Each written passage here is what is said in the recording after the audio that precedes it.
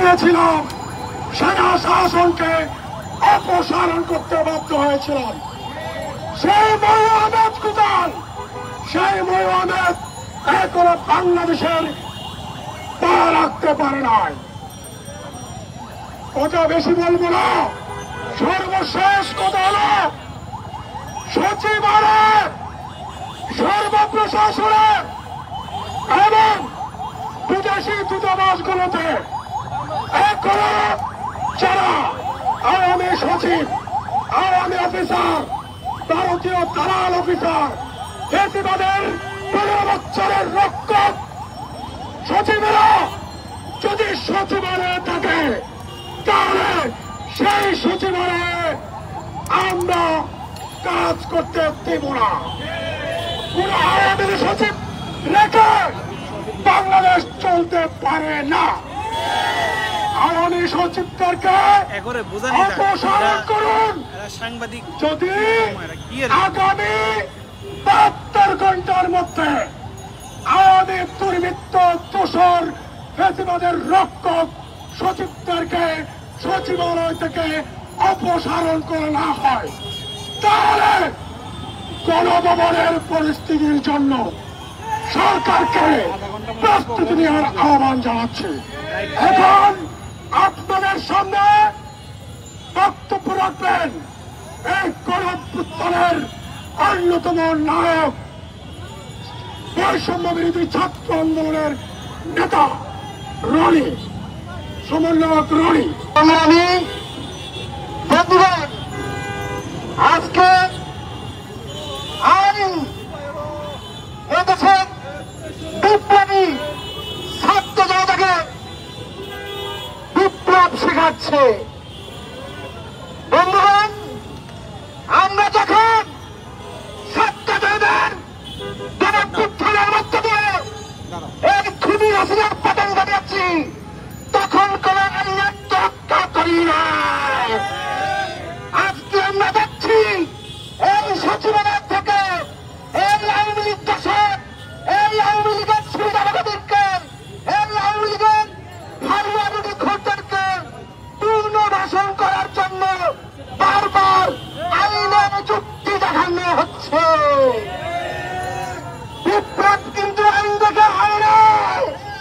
অতএব যারা আজকের এই স্বৈরাচারের দোষদেরকে, আজকে যারা 5 কোটি 10 কোটি টাকা খেয়ে এই দোষদেরকে নিয়োগ দিয়েছে, তাদের কিন্তু কোন ছাড় দেওয়া হবে না।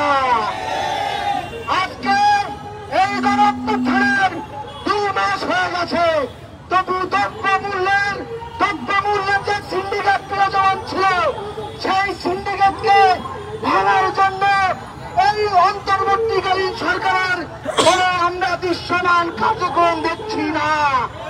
আজকে এই দ্রব্যমূল্যের উত্তরিতে সেই শেখ হাসিনার আমলে যেইভাবে এদেশের মানুষ অবিশ্বাস হয়েছিল, আজকে আমরা সেই আবার দেখতে পাচ্ছি।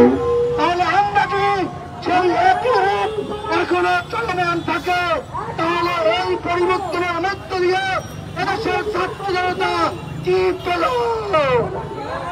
বন্ধুগণ, আমাদের কথা স্পষ্ট, উপদেষ্টাকে স্পষ্ট বলতে চাই, যদি রাষ্ট্র চালাতে ব্যর্থ হন তাহলে দায়িত্ব ছেড়ে দেন, জনগণের সাথে তামাশা করবেন না।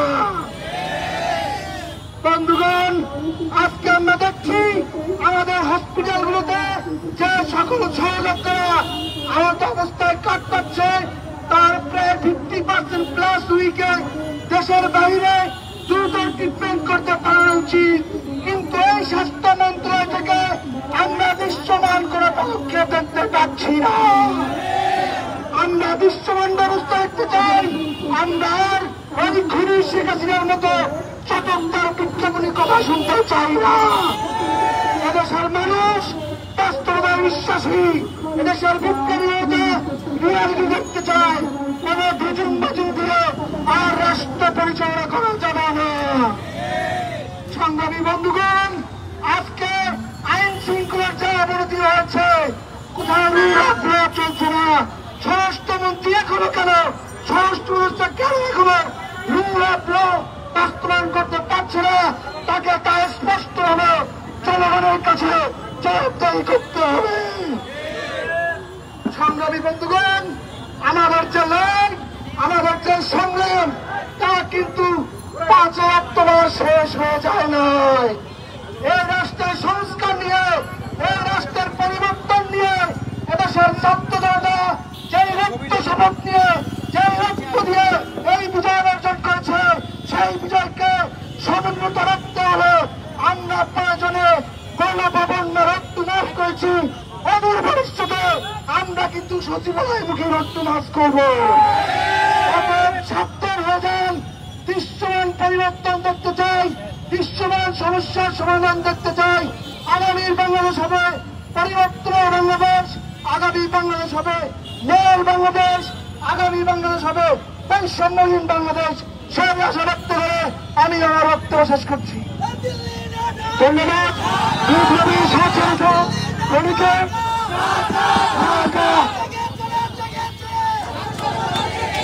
এখন আপনারা সামনে বক্তব্য রাখবেন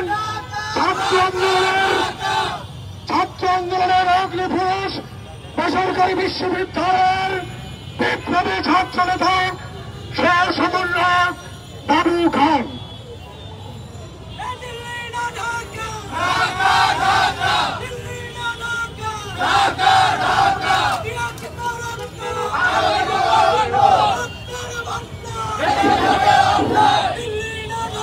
সংগ্রামী সাথী বন্ধুগণ, সবাইকে শুভেচ্ছা অভিনন্দন জানাচ্ছি আমার বাংলাদেশের পক্ষ থেকে। এই বাংলাদেশ আমার, এই বাংলাদেশ আমাদের, এই বাংলাদেশ 18 কোটি মানুষের। আমরা বিগত দিনে ছাত্র জনতার মাধ্যমে কিভাবে অভ্যুত্থান ঘটিয়েছি, কিন্তু আমরা বর্তমানে দেখতে পাচ্ছি যে আশা নিয়ে আমরা বাংলাদেশে একটি অন্তর্বর্তীকালীন সরকার গঠন করেছিলাম, কিন্তু আমাদের সেই আশা আকাঙ্ক্ষা এই অন্তর্বর্তীকালীন সরকার দেখাইতে পারতেছে না। আমরা চাই আমাদের বাংলাদেশ এমন একটি বাংলাদেশ গঠন হবে, আমরা যে সরকার বাংলাদেশ গড়তে চেয়েছি ঠিক সেখানে চাই না করে পরিশ্রম, সেখানে চাই না করে দুর্নীতি। আপনারা দেখেছেন এখন রাষ্ট্রীয় কাঠামোগুলোতে শেখ হাসিনা দিয়ে প্রাপ্ত আমলারা দায়িত্ব গ্রহণ করছে। এখনো পর্যন্ত খুনি হাসিনার নিয়োগপ্রাপ্ত রাষ্ট্রপতি থেকে শুরু করে সচিবালয়ের কর্মকর্তা একটা কেন অপসারণ করা হয়নি। শুধু শেখ হাসিনাকে আমরা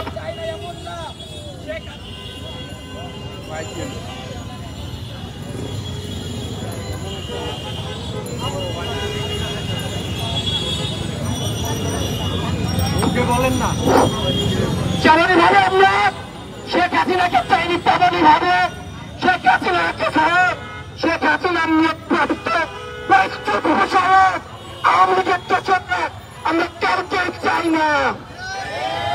শেখ হাসিনা আমরা যেভাবে বাংলাদেশ চলছে, এই অন্তর্বর্তীকালীন সরকারের হচ্ছে আমার বাংলাদেশ সেইভাবে চলতে পারে না। আমার বাংলাদেশে যদি আগামীতে যেভাবে প্রণীত হচ্ছে, শেখ হাসিনাকে যেভাবে সরা হচ্ছে, আমরা বর্তমানে সরকার থেকে সেইভাবে সরাবো। সময় সংক্ষিপ্ত, আমি আমার বক্তব্য এখানে শেষ করছি। ধন্যবাদ সবাইকে।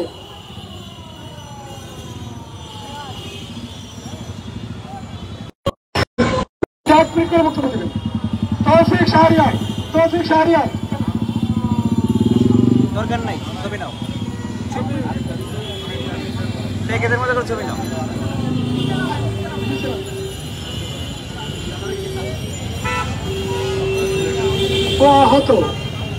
আসসালামু আলাইকুম। 5ই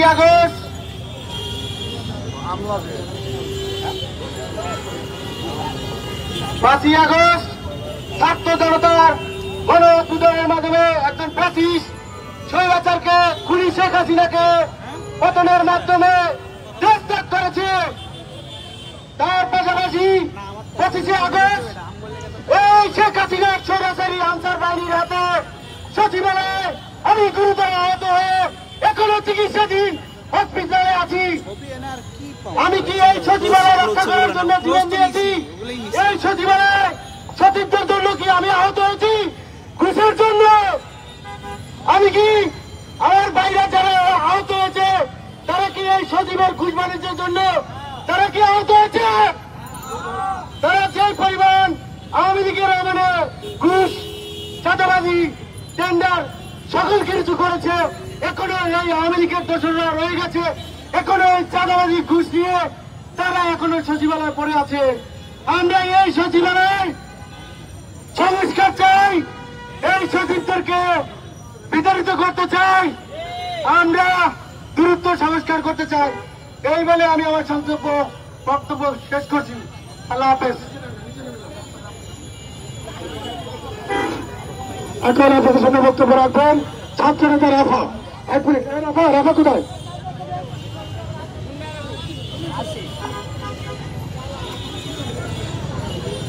সংগ্রামী শিক্ষার্থী বন্ধুগণ, আপনারা কিন্তু জানেন এই সরকার বিগত ফ্যাসিস্ট সরকার গত 15 বছর ধরে এই দেশকে শোষণ করার নাম করে বিগত দিনে তারা দেশটাকে দলীয়করণ করেছে। তাই বাংলাদেশের প্রত্যেকটা সেক্টরে, সেটা হোক প্রশাসনিক সেক্টর, সেটা হোক সচিবালয়, প্রত্যেকটা জায়গাতে তারা তুলে তুলে ছাত্রলীগের পঞ্চভূতদেরকে এমন ভাবে পুড়ে গেছে যেন আগামী 100 বছর ধরে তাদের প্রজন্মকে চিন্তা করতে না হয়, আওয়ামী লীগকে কোনো চিন্তা করতে না হয়। আমরা বলতে চাই, আমরা যে যুদ্ধ করেছি, আমরা 15 বছর ধরে যে অত্যাচারের প্রেক্ষিতে গত 2 মাস আগে দেশকে যেভাবে স্বাধীন করেছি, আমরা কিন্তু কিচ্ছু বলি নাই। তাই আগামী দিনে ওই ফ্যাসিস্ট সরকারের যে বীজ তারা বুনে গেছিল, তারা যদি মাথা চারা দিতে চায়, ওই মাথাগুলো ভাঙতে আমরা পারবো ইনশাল্লাহ। আমি বলতে চাই, আগামী দিনে যে কোনো প্রয়োজনে এই ছাত্র সমাজ কিন্তু রাস্তা ছাড়ে নাই।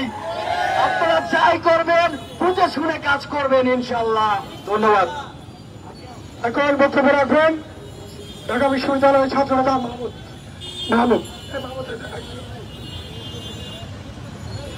প্রিয় উপস্থিতি, আপনাদেরকে জানিয়ে রাখি, গত 5 আগস্টের পূর্বে আমরা যখনই দুর্নীতিবাদের বিরুদ্ধে আওয়াজ তুলতাম, তখনই এই মাফিয়া হাসিনার দূষণেরা কথাই কথাই বলতো আমরা নাকি পাকিস্তানের প্রেতাত্মা। তারা কথাই কথাই তারা যেখানে সেখানে দাঁড়িয়ে বলতো তারা নাকি আমাদের কবর রচনা করবে। প্রিয় উপস্থিতি, গত 5 আগস্ট আমরা সেই মাফিয়ার কবর রচনা করেছি। প্রিয় উপস্থিতি, এই মাফিয়ার দূষণরা এখনো সচিবালয় থেকে শুরু করে ডিসি অফিস, বিভিন্ন অফিস, রাষ্ট্রের বিভিন্ন গুরুত্বপূর্ণ পর্যায়ে তারা এখনো রয়ে গেছে এবং তাদের দুর্নীতির কার্যক্রম চালিয়ে যাচ্ছে। প্রিয় উপস্থিতি, আজকে রাজু ভাস্কর্যের তদদেশে দাঁড়িয়ে আমি স্পষ্ট ভাষায় বলতে চাই, আপনারা যদি এই দুর্নীতিবাজদেরকে সচিবালয় থেকে বিতাড়িত না করেন, আগামী 24 ঘন্টার আলটিমেটাম দিলাম, এরপর থেকে আমরা আমাদের কঠিন কর্মসূচি ঘোষণা করব। এই দুর্নীতিবাজ সচিবদেরকে দিগম্বর করার ইতিহাস রয়েছে। প্রিয় সাংবাদিক বন্ধুরা, কিছুক্ষণের মধ্যে আমাদের এই সমাবেশ থেকে, বিপ্লবী ছাত্র জনতার সমাবেশ থেকে 5 দফা কর্মসূচি ঘোষণা করবে ছাত্র নেতা বিনিয়ামিন মোল্লা। একটু ধৈর্য ধরার জন্য অপেক্ষা করছি, অনুরোধ করছি। এখন বক্তব্য রাখবেন এই গণঅভ্যুত্থানের অগ্নিকন্যা খ্যাত গতকালকে যে সাইবার সিকিউরিটি অ্যাক্ট সরকার সংশোধন করতে চেয়েছিল, সেই সাইবার সিকিউরিটি অ্যাক্ট যাদের মাধ্যমে বাতিল হয়েছে, সেই সাধনা মহল বক্তব্য রাখবেন।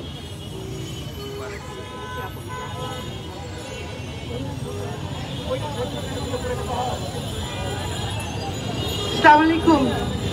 এই রাজু ভাস্কর্য থেকে বাংলাদেশের একটা নতুন ইতিহাসের সূচনা হয়েছিল। আগামীকাল এখন প্রায় 2.5 মাস 3 মাস হতে যাচ্ছে। কথা হলো যে মানুষ তো জীবন দিল, তাই না? ছাত্র জনতা জীবন দিল, 600 আমাদের ভাইয়েরা সারা জীবনের জন্য অন্ধত্ব বরণ করলো, হাজারো ভাই বোনেরা পঙ্গুত্ব বরণ করলো। একটা তো উদ্দেশ্য ছিল, একটা লক্ষ্য ছিল, এবং সেই লক্ষ্যটার যে দৃঢ়তা ছিল সেখানে কোনো রাজনৈতিক কি বলবো রাজনৈতিক কুটকাচালি চাল এগুলো কিছু ছিল না, এটা তো আপনারা স্বীকার করেন, আমরা সবাই স্বীকার করি। একটা বৈষম্যহীন বাংলাদেশের জন্য এত বড় রক্তাক্ত ছাত্র জনতার গণ অভ্যুত্থান হয়েছে, এরকম আরেকটা অভ্যুত্থান হয়তো আরো 50 বছর পরে হয়তো বা একবার আসবে। কথা হলো আমরা সেই বিজয়ের কোথায় আছি, কোথায় আছি বলেন? এই যে গুমের আজকে দেখলাম যে আয়নাঘরের যে গুমের চিহ্নগুলো ছিল সেগুলো নাকি মুছে দেওয়া হয়েছে। কার পারমিশন নিয়ে মুছলেন আপনারা? কে আপনাদেরকে পারমিশন দিয়েছে যে খুনি হারামখোর শেখ হাসিনার দালালদেরকে আপনারা এই দেশ ত্যাগ করতে যে দিলেন? কার পারমিশনে দিলেন? সচিবালয়ে এখনো যে আপনারা দুর্নীতিগ্রস্ত আমলাদেরকে বসিয়ে রেখেছেন, কাদের পারমিশনে রেখেছেন? এই সরকার আমাদের সরকার, আমাদের গণ অভ্যুত্থানের যে চেতনা, যে আকাঙ্ক্ষা, সেই আকাঙ্ক্ষার সরকার। এই সরকার তো কোনো নির্বাচন করে দলবাজি করে আসে না, এসছে। তাহলে যদি আমাদের আকাঙ্ক্ষার প্রতিফলন না হয় তাহলে আমাদের দায়িত্ব ওনাদেরকে বলে দেয়া, ঠিক না? আপনি যদি না বলেন, আমরা যদি না বলি, তাহলে তো ওই হাসিনার দালালরা এসে বলবে নাকি? কোন জায়গা কখনো শূন্য থাকে না, সেখানে আর কিছু না হোক ধুলা পড়ে। তারপরে আমরা কি করবো? আবার কি 5 বছর 10 বছর ধরে সেই ধুলা সংস্কার করবো, ধুলা পরিষ্কার করবো? করবো না তো। তাহলে প্রতিটি ছাত্র জনতা, মা বোন ভাই যা বলেন, সাধারণ যত মানুষ এসেছিলেন, আপনারা কিন্তু প্রত্যেকে নিজেদের মনে করেন এই সরকারটাকে, এই দেশের প্রতিটি ইঞ্চি। গতকাল আমরা আইন উপদেষ্টার সামনে বলেছি যে দেখেন, যে গাড়িতে আপনি উঠবেন ওই গাড়িটা আমাদের, যে সিঁড়িটা দিয়ে নেমে আপনি যাবেন ওই সিঁড়িটা আমাদের, প্রতিটি ইঞ্চি মাটি আমাদের, সচিবালয় আমাদের। সচিবালয়ে যে আমলারা এখন আছেন, মাস শেষে বেতন নিচ্ছেন, কাদের? তারা আমাদের না? তাহলে আপনারা নিজেরা কথা বলাটা বন্ধ করে দেন। আমি বলছি না যে জ্বালাও পোড়া আগুন করতে হবে, কিন্তু কথা বলাটা জারি রাখতে হবে, এটাই আমার অনুরোধ। এবং কোন রকম দালালির প্রত্যাবর্ষণের ভাই চিন্তাও করেন না, পুনর্বাসনের কোন রকম চিন্তাও করেন না। যেটুকু হয়েছে সেটুকু এখন কিভাবে ঠিকঠাক করবেন, এদেরকে অপসারণ করেন। আরেকবার আরো মানে এই ধরনের রাস্তায় দাঁড়িয়ে যেন আর কোনো আমাদেরকে কোনো প্রতিবাদ না করতে হয়। ধন্যবাদ। ধন্যবাদ। এখন আমাদের নেতা, আন্দোলনের নেতা আব্দুল মজিদ অন্তর্ভুক্ত রাখবেন, এরপরেই এই বিনিয়ামিন মোল্লা প্রস্তাবের উপস্থাপন করবেন।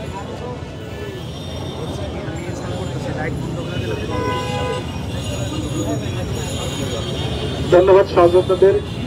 আজকে এখানে বিপ্লবী ছাত্র জনতার পক্ষ থেকে যে প্রতিবাদ সমাবেশ, আপনারা সবাই জানেন যে বাংলাদেশে আমরা যে স্বপ্ন নিয়ে আন্দোলন করেছি, বুলেটের সামনে দাঁড়িয়েছি, গুলির সামনে অনেকে আত্মহত্যা দিয়েছে, জীবন দিয়েছে, পঙ্গুত্ব বরণ করেছে, অন্ধত্ব বরণ করেছে, এখনো অনেকে হাসপাতালে কাতরাচ্ছে। তাদের যে উদ্দেশ্য ছিল একটা বৈষম্যহীন বাংলাদেশ গড়ে তোলা, একটা ন্যায় ভিত্তিক সমাজ ব্যবস্থা গড়ে তোলা, দুর্নীতিমুক্ত একটা দেশ গড়ে তোলা, কিন্তু সেই সকল কাজগুলো করা সম্ভব হচ্ছে না কোটি কয়েক দুর্নীতিবাজ আমলাদের সিন্ডিকেট চক্রের কারণে। আপনারা সবাই জানেন যে এখনো সব জায়গায় সংস্কার করা গেলেও সচিবালয়ে আমলাদের জায়গায় এখনো হাত দেওয়ার কেউ সাহস করতেছে না। আমলাদের যে দীর্ঘদিনের যে সিন্ডিকেট, যে দুর্নীতির যে আঁকড়া তারা গড়ে তুলেছে, তারা সেখানে এখনো অটুট ঐক্যবদ্ধ রয়েছে। সরকারে যারা আছেন তারাও তাদের কাছে এখন এক প্রকার জিম্মি হয়ে আছেন। আমরা ছাত্র জনতা যে লক্ষ্যে জীবন দিয়েছি, পুলিশের গুলির সামনে দাঁড়িয়েছিলাম, পিছু হটিনি, ওখানে শহীদ হতে পারতাম। এখনো আমরা যারা বেঁচে আছি, তার মানে এই নয় যে কোনো কিছুতে ভয়তে আমরা মাথা নত করব। আমরা মাথা নত করার জন্য আন্দোলনে যাইনি, এখনো আমরা রাজপথে আছি শুধুমাত্র এই কারণে এখনো যারা ফাঁসিবাদের দোসর রয়েছে, এখনো যারা দুর্নীতি করার স্বপ্ন দেখেছে, অপসারণ করতে হবে আমলাদের। তাদের প্রত্যেক সম্পদের হিসাব জনগণকে দিতে হবে এবং তাদের অবৈধ সম্পদ বাজেয়াপ্ত করতে হবে। অবিলম্বে এই বিষয়ে তদন্ত করে একটা প্রজ্ঞাপন জারি করতে হবে। এই লক্ষ্যে আজকে আমরা যে দাঁড়িয়েছি, এই আন্দোলন চলমান থাকবে যতদিন পর্যন্ত আমাদের রাষ্ট্র কাঙ্ক্ষিত জায়গায় সংস্কার করা না হয়। উপস্থিত সহযোদ্ধাদের ধন্যবাদ জানিয়ে আমার কথা এখানে শেষ করছি। ধন্যবাদ। রাষ্ট্রপতি চুপ করে পদত্যাগ করতে হবে, অপসারণ করতে হবে। সরকারের আওয়ামী দূষণ সচিবদেরকে অপসারণ করতে হবে দ্রুত 24 ঘন্টার মধ্যে, এবং আওয়ামী ব্যবসায়ী যারা ওরিয়ন গ্রুপের ওবায়দুল করিম, এস আলমের মাসুদ, বসুন্ধরা রাজ্যসভার সহ যারা এই দেশটাকে 16 বছরে লুট করেছে, সেই সব গ্রুপ কোম্পানির সম্পত্তি বাজেয়াপ্ত করতে হবে। এখন বক্তব্য রাখবেন, প্রস্তাবনা পেশ করবেন বারবার জেনে যাওয়া জুলুমের শিকার আমাদের পরীক্ষিত ছাত্র নেতা বিনিয়ামিন মোল্লা। সংগ্রামী উপস্থিতি, আমরা চরমভাবে উদ্বিগ্ন। এক সাগর রক্ত দিয়েছে এই ছাত্র জনতা, জালমাত নির্বিশেষে কারাগারের অন্ধ প্রকোষ্ঠে তারা যাপন করতে হয়েছে লক্ষ লক্ষ বেশিরভাগ বিরোধী ছাত্র জনতাকে। রাজপথে হাজারের অধিক বিপ্লবী ছাত্র জনতাকে জীবন দিতে হয়েছে। আপনারা দেখেছেন এই যে সচিবালয় আনসার বাহিনীর রূপে ছবি সেইখানে কি করতে এই বিপ্লবী ছাত্র জনতা সেখানে গিয়ে প্রতিবাদ করে ফেলেছে। একটু দেখেছেন এইখানে আহত হয়েছে, হাত ভেঙে গিয়েছে, মাথা ফেটে গিয়েছে, অনেক শিক্ষার্থীরা এসেছে। আমরা গিয়েছিলাম সেখানে প্রতিবাদ করে, কিন্তু আমরা কোন দুর্নীতির আখ্যা চালাতে চাই না এই সচিবালয়কে।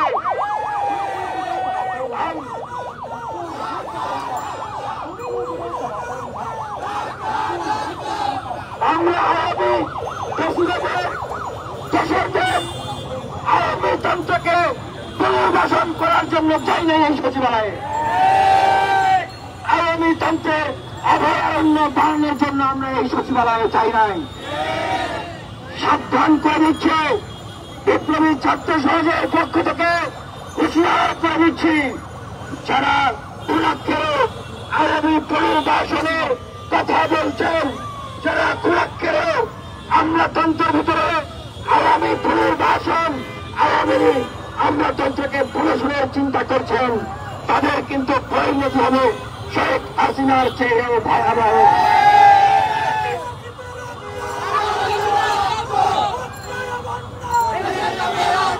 আমরা শুনেছি দুজন জনপ্রশাসন মন্ত্রণালয়ের সচিবদের চ্যাটিং, সেইখানে তারা কোটি কোটি টাকার বাণিজ্য করছে।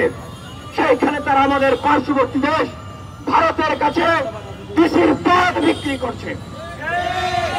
আমরা যেখানে আওয়ামী লীগকে দাঁড়িয়েছিলাম এই বাংলাদেশ থেকে, শেখ হাসিনাকে উৎখাত করলাম ভারতের আধিপত্যকে উৎখাত করার জন্য, সেইখানে আপনারা সিঙ্গাপুর, থাইল্যান্ডে আপনারা তাদের টাকা নিয়ে আপনারা এখানে আবার সেই ভারতের এজেন্ডাকে বসাবেন, আর আমরা বসে বসে আঙ্গুল চুষবো, এই ধরনের চিন্তা করবেন না।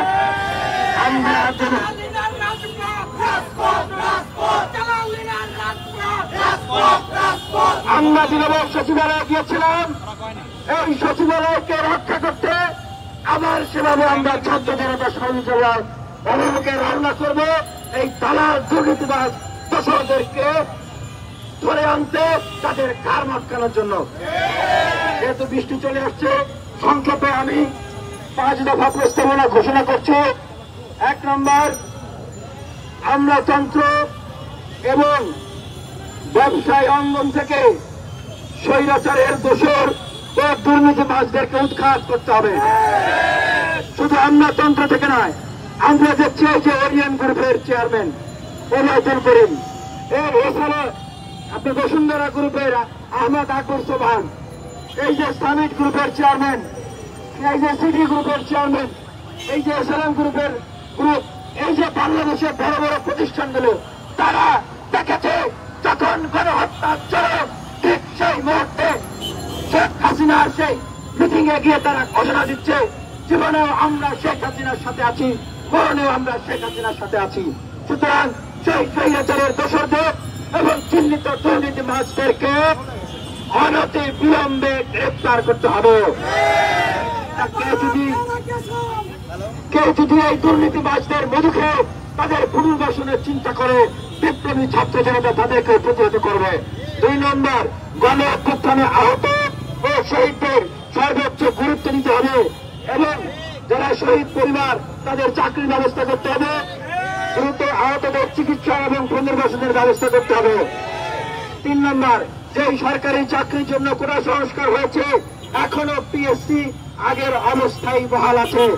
এই যে জাদুর খেলা দেখিয়েছে পিএসসির চেয়ারম্যান, সেই জাদুর খেলা দেখানোওয়ালাকে কিন্তু এখনো পদত্যাগ করা হয় নাই। পিএসসির চেয়ারম্যানকে পদত্যাগ করতে হবে, পিএসসি কে সংস্কার করতে হবে। এই যে দুদক এখনো আগের মতো রয়ে গেছে, দুদককে সংস্কার করতে হবে, দুদকের দুর্নীতিবাজ কর্মকর্তাদেরকে পদত্যাগ করতে হবে। 4 নম্বর দাবি, দ্রব্যমূল্য কমিয়ে আনতে হবে এবং পাশাপাশি এই যে আওয়ামী লীগের রাষ্ট্রপতি, ভারতের রাষ্ট্রপতি, রায়ের রাষ্ট্রপতি চুপ্পুকে পদত্যাগ করতে হবে। আমাদের দেশপ্রেমিক সেনাবাহিনীকে এই ফ্যাসিবাদ আওয়ামী লীগ যেভাবে নষ্ট করে চেষ্টা করেছে, তাদের ভিতরে যাদেরকে দিয়ে তারা কুকর্মগুলো করেছে, সেই অপকর্মের মাস্টার মাইন্ডগুলোকে দ্রুত গ্রেফতার করতে হবে, সেনাবাহিনীতে সংস্কার নিয়ে আসতে হবে।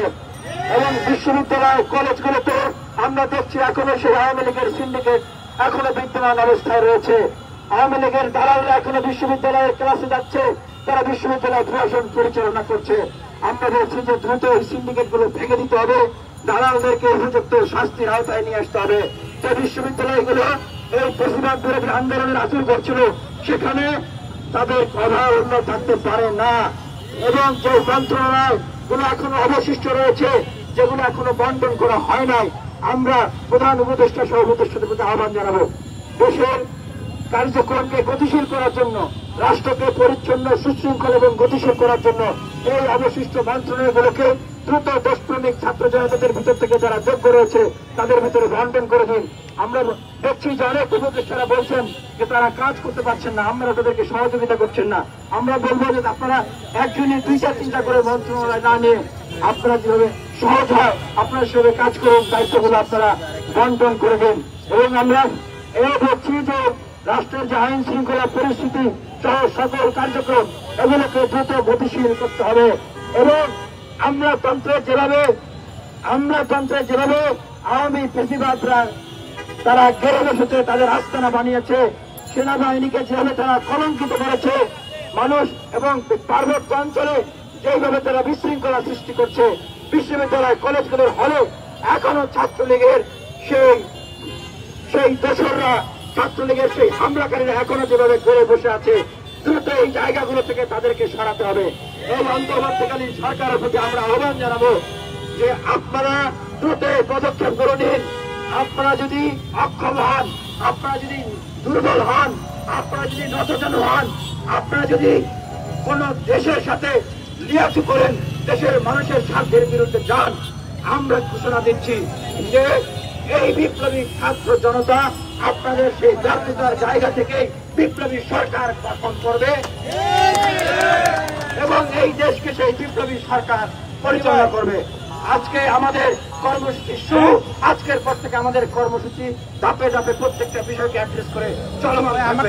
সর্বশেষ বলতে চাই, এই যে আওয়ামী লীগের বঙ্গবন্ধু প্রকৌশল পরিষদ, প্রকৌশলীদের এবং চিকিৎসকদের পরিষদ, স্বাধীনতা চিকিৎসা পরিষদ, এইরকম যত আওয়ামী লীগের বিভিন্ন রকমের পেশাজীবী অঙ্গ সংগঠন রয়েছে তাদেরকে চিহ্নিত করুন, তাদের দুষ্কর্মকে চিহ্নিত করুন, তাদেরকে ধরুন, তাদেরকে শাস্তির